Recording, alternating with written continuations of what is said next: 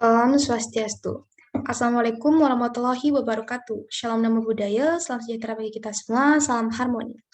Perkenalkan, nama saya Kak Dahera Dmayuni dengan NIM 2014 101107. Saya dari program studi ilmu hukum kelas D semester 4. Di sini saya akan membawakan materi mengenai analisis studi kasus suam prestasi antara Koperasi Simpan Pinjam Modern cabang Banyuwangi dengan Vika Novitasari Siregar dan Muhammad Triandono.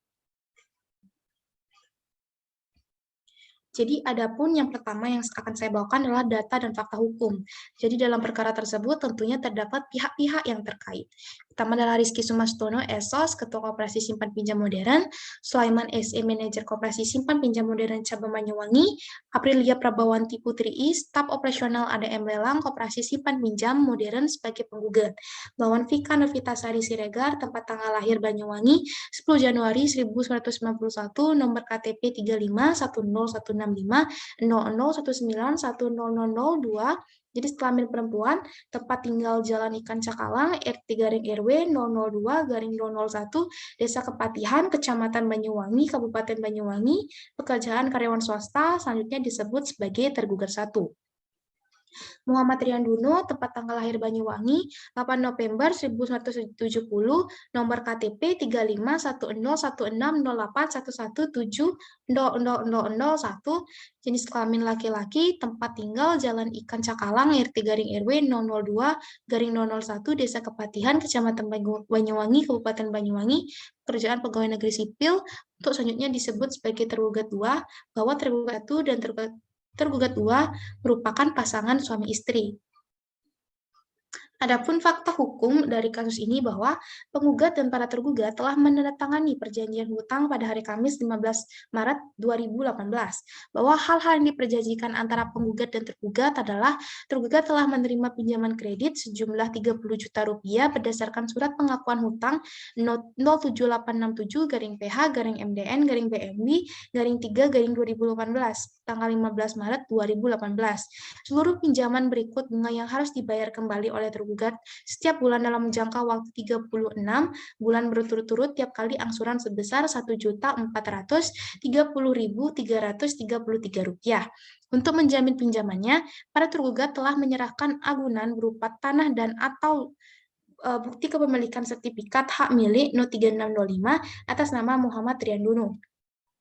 Bila mana pinjaman tidak dibayar oleh para tergugat, maka penggugat berhak untuk menjual seluruh agunan baik di bawah tangan maupun di muka umum untuk dan atas nama sesuai permintaan penggugat dan yang berhutang. Tergugat menyatakan bersedia untuk menyerahkan dan mengosongkan tanah dan atau bangunan yang dijadikan agunan.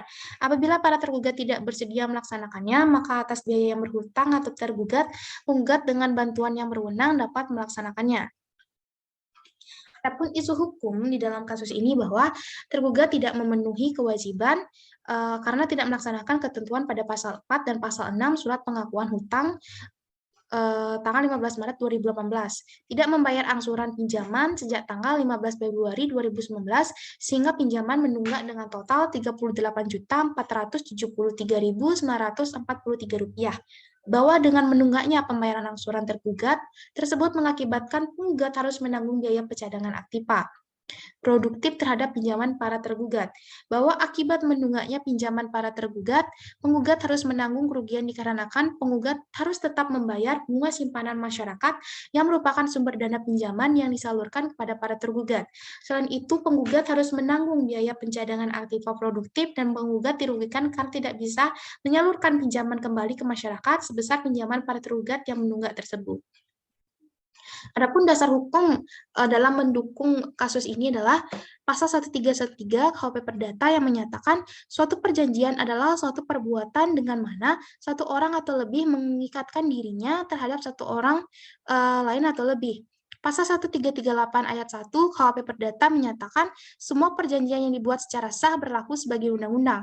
Pasal 1239 KUHP Perdata berbunyi, tiap-tiap perikatan atau berbuat sesuatu atau untuk tidak berbuat sesuatu apabila si berutang tidak memenuhi kewajibannya, mendapatkan penyelesaiannya dalam kewajiban memberikan penggantian biaya, rugi, dan bunga. Pasal 1320 KUHP Perdata yang menyatakan syarat sah dari suatu perjanjian diperlukan 4 syarat. Yang pertama adalah kesepakatan yang mengikat kedua belah pihak, kedua kecakapan dalam membuat suatu perikatan, tiga suatu pokok persoalan tertentu, dan 4 suatu sebab yang tidak terlarang. Pasal 1238 KUHP Perdata berbunyi, debitur dinyatakan lalai dengan surat perintah atau dengan akta sejenis itu atau berdasarkan ketentuan dari perikatan sendiri, yaitu bila perikatan ini mengakibatkan debitur harus dianggap lalai dengan lewatnya waktu yang ditentukan. Pasal 1243 KUHP Perdata berbunyi, penggantian biaya, rugi, dan bunga akan tidak dipenuhinya suatu perikatan barulah mulai diwajibkan apabila si berutang setelah dinyatakan lalai memenuhi perikatannya, tetap melalaikannya, atau jika sesuai yang harus diberikan atau dibuatnya hanya dapat diberikan atau dibuat dalam tenggang waktu yang telah dilampauikannya. Jadi berdasarkan analisis kasus yang telah saya analisis bahwa dalam kasus tersebut telah tentunya terjadi suatu peristiwa perjanjian yang dibuat oleh dua pihak, yang dalam hal ini adalah kreditur dari koperasi simpan pinjam modern dan juga debitur yang merupakan pasangan suami istri. Yang pada perjanjian ini telah membuat suatu perjanjian kredit atau perjanjian pinjam pengganti, yang mana tergugat diduga telah melakukan uang prestasi. Jadi apa itu uang prestasi? Uang prestasi merupakan berdasarkan Profesor F. Subakti, apabila si berhutang tidak melakukan apa yang dijanjikan, maka dari itu ia dikatakan sebagai uang prestasi. Sebagaimana juga hal ini melanggar pasal 1338 di ayat 1 dikarenakan semua perjanjian yang dibuat secara sah berlaku sebagai undang-undang bagi mereka yang membuatnya. Jadi jika dia melanggar hal tersebut, sama dengan suatu tidak memenuhi perjanjian atau ingkar janji. Jadi akibat dari tindakan prestasi yang dilakukan oleh tergugat tersebut, maka dari itu tergugat harus membayarkan ganti kerugian atau yang diderita oleh penggugat. Ganti kerugian ini dapat berupa pengganti dari prestasi pokok, akan tetapi tentunya ganti kerugian ini nantinya akan dapat bertambah di samping prestasi pokoknya. Jadi dalam hal pertama ganti kerugian terjadi, terdapat dua hal yang disebabkan atas dua hal. Yang pertama adalah tergugat tidak memenuhi prestasi sama sekali, atau tergugat terlambat memenuhi prestasinya.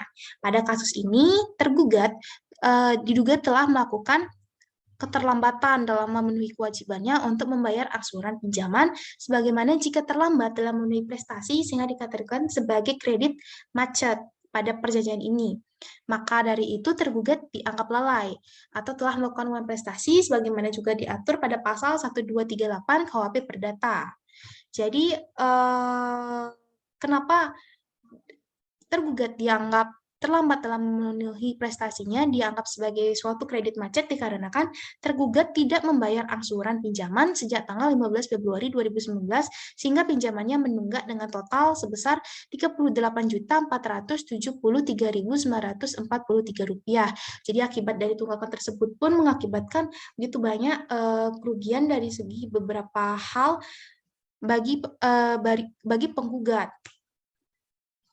Selanjutnya adalah sebagaimana juga tertuang dalam pasal 1243 KUHP Perdata yang menyatakan penggantian biaya, kerugian, dan bunga karena tak dipenuhinya suatu perikatan mulai diwajibkan bila debitur walaupun telah dinyatakan lalai, tetap lalai untuk memenuhi perikatan itu, atau jika sesuatu yang harus diberikan atau dibuatnya hanya dapat diberikan atau dibuat dalam tenggang waktu yang telah dilampauikannya.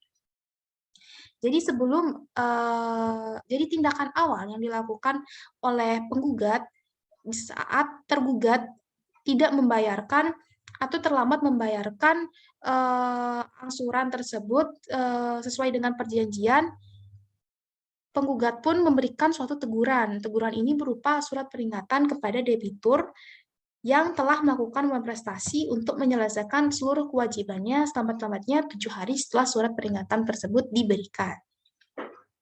Berdasarkan juga permohonan yang jawaban yang telah diajukan tergugat bahwa tergugat telah mengajukan permohonan keringanan atas kreditnya di Koperasi Modern Banyuwangi karena mengalami pailit dalam usahanya dan tergugat sanggup melunasi kreditnya sebesar pokok pinjaman saja.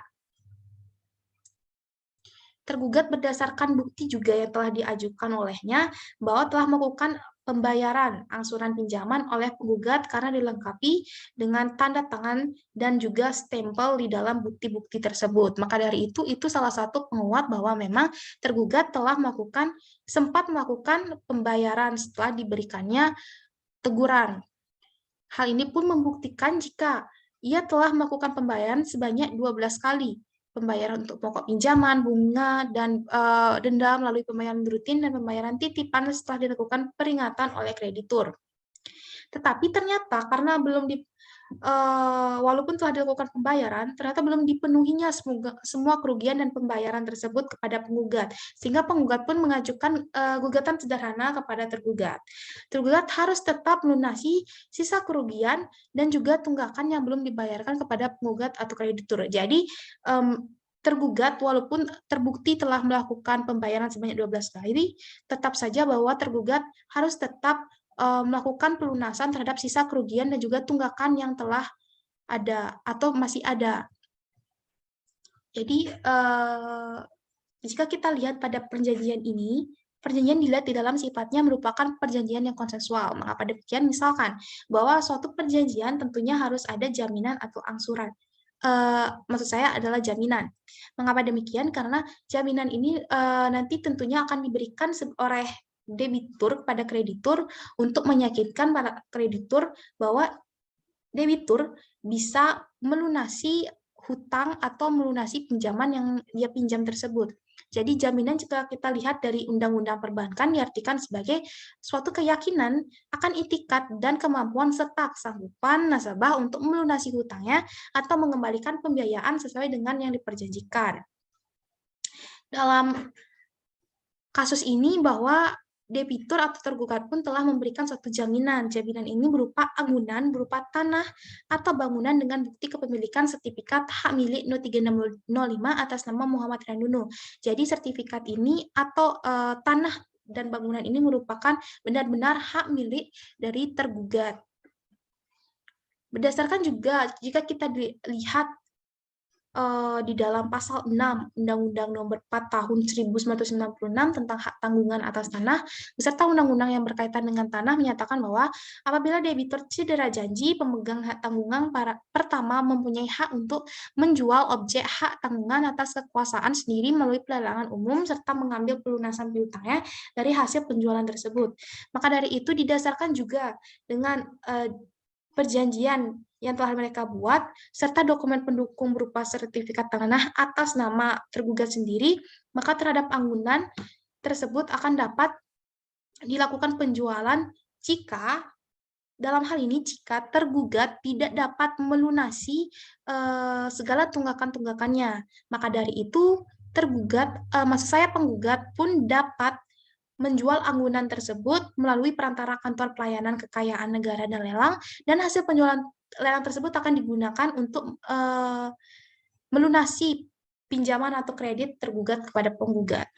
Sebagaimana juga dijelaskan atau berdasarkan Profesor Arso Bakti, bahwa tergugat akan mendapatkan sanksi berupa pembayaran biaya perkara, yang mana sanksi ini akan dapat diminta ketika sudah terbukti, jika tergugat sudah terbukti di muka hukum dengan adanya penetapan dari hakim sehingga debitur atau tergugat dapat membayar ganti rugi berupa uang yang timbul karena perselisihan dalam menyelesaikan sengketa.